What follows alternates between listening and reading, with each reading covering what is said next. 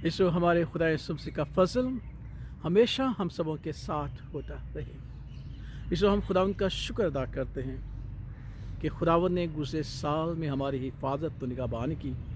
और हम खुदावंद का शुक्र अदा करते हैं कि खुदावंद ने हमें ये नया साल बख्शा है। हम दुआ करते हैं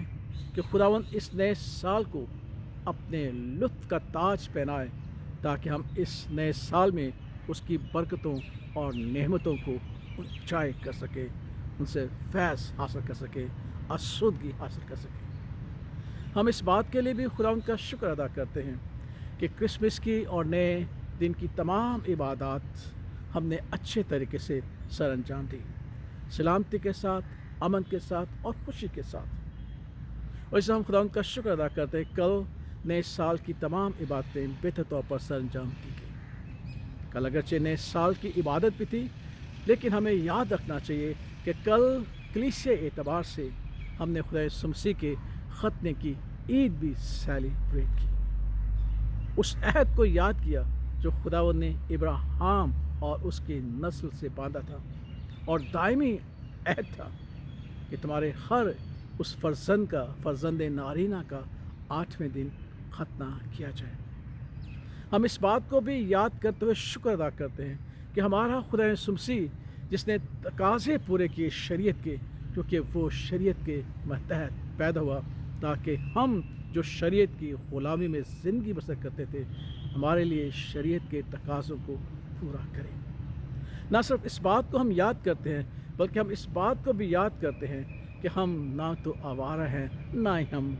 भटके हुए हैं, और ना ही हम ना उम्मीद है और आसरा ढूंढने वाले हैं, क्योंकि हमारा खुदावंद जिसकी हम परस्तिश करते हैं वो अहद का खुदा है।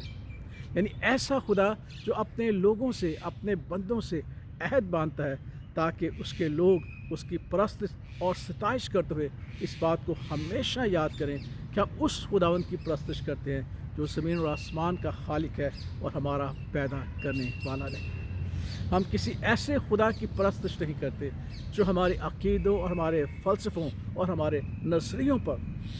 जो है वो मुहित है, बल्कि हम उस खुदा की परस्तिश करते हैं जो हकीकी और ज़िंदा है, और जो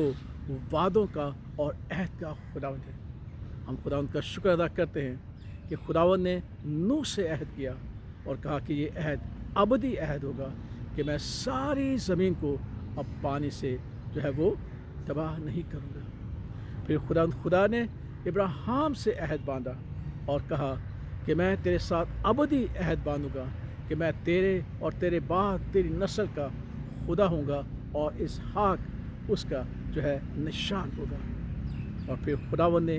ख़त्ने का अहद बांधा और कहा ये अबदी अहद है जो तेरी नस्ल और मेरे साथ कायम रहेगा।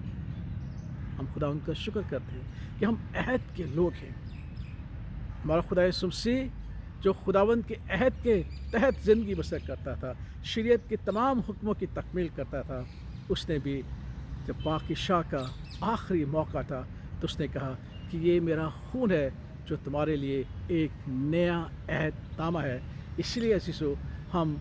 अपने कलाम मुक़द्दस को जो हमें बख्शा गया है पुराने और नए अहद नामे में याद करते हैं। हम भटके हुए नहीं हैं, हम अहद के लोग हैं। खुदावंद ने बनी इस्राएल से इब्राहिम से अहद किया, खुदावंद ने दाऊद से अहद किया, खुदावंद ने मुझसे और आपसे अहद किया कि ये मेरे वो खून है जो नए अहद का खून है, जो तुम्हारी और तुम्हारी मखलसी और नजात के लिए बहाया जाता है। इसलिए हम मायूस नहीं हैं,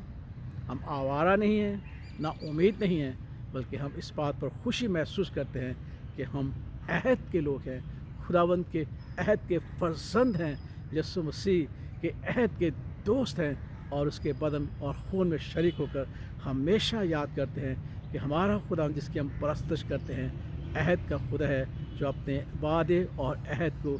कभी भी नहीं तोड़ता, बल्कि वो हमेशा वफ़ादार है, पुश्त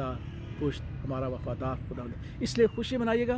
कि खुदा यीशु मसीह का ख़त्ने का दिन न सिर्फ ख़त्ने का दिन है, बल्कि अहद का दिन है, जो हमें याद दिलाता है कि हम भटके हुए नहीं, हम उस खुदावंद के लोग हैं, बेटे और बेटे हैं जो अहद का खुदा है। खुदावंद हमें बरकत और सलामती बख्शे। आमीन।